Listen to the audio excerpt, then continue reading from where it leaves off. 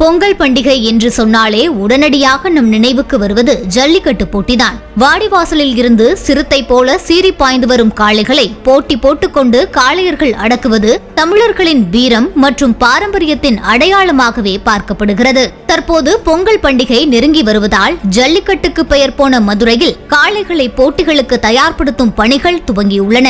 மதுரை மாவட்டம் கருவனூர் பகுதியைச் சேர்ந்த வழக்கறிஞரான முனியாண்டி தனக்கு சொந்தமான 7 காளைகளை போட்டியில் களமிறக்க உள்ளார். இதற்காக காளைகளுக்கு நீச்சல், நடைபயிற்சி, மண் குத்துதல் போன்ற பயிற்சிகளை தினமும் காலை மாலை என 2 வேளைகளிலும் அளித்து வருகின்றார். காளைகளை சுற்றி இளைஞர்கள் சுத்து போட முயற்சிப்பதும் அவர்களிடம் பிடிபடாமல் காளைகள் சீறுவது போன்ற பயிற்சிகளும் அனல் பறக்க வழங்கப்பட்டு வருகின்றன.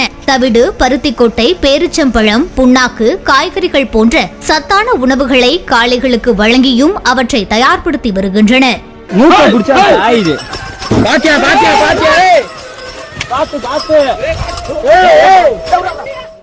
மாடு ஒரு 10-15 மாடு வச்சிருக்கோம்னா எல்லாமே ஐயா காலை தான். நாங்க பாரம்பரியம் பாதுகாத்து வந்துட்டு இருக்கோம். நாங்க தைப்பூர் மாதிரி எங்களுக்கு கொண்டாட்டம் தான். நாடு முழுவதும் மாடு எல்லா மாடு போவோம். நல்லபடியா எல்லாமே நல்ல சிறப்புடைய நல்லபடியா பரிசு கொண்டு வந்து கொடுக்கும் எங்களுக்கு.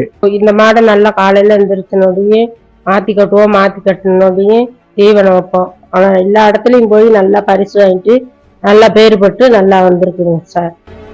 ஜல்லிக்கட்டு போட்டிகளுக்கான விதிமுறைகள் மற்றும் நிபந்தனைகள் கடந்த ஆண்டை போலவே உள்ளதால் ஜல்லிக்கட்டு வீரர்கள், மாடு வளர்ப்போர், பொதுமக்கள் அனைவருமே மிகுந்த சந்தோஷத்துடன் இருப்பதாக ஜல்லிக்கட்டு பேரவைத் தலைவர் ராஜசேகரன் தெரிவித்துள்ளார்.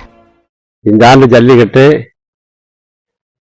கடந்த காலங்களை போல இல்லாம இந்த வருஷம் ஒரு பரிபூர்ணமா ஒரு சந்தோஷமான நிலையில நான் கோர்ட்டு நிகழ்வுகளோ புதிய விதிமுறைகளோ இல்லாம கடந்த காலங்களில் நடந்த மாதிரி நடத்துவதற்கு அரசாங்கம் அதுக்கான அந்த உத்தரவுகளை சொல்லியிருக்காங்க.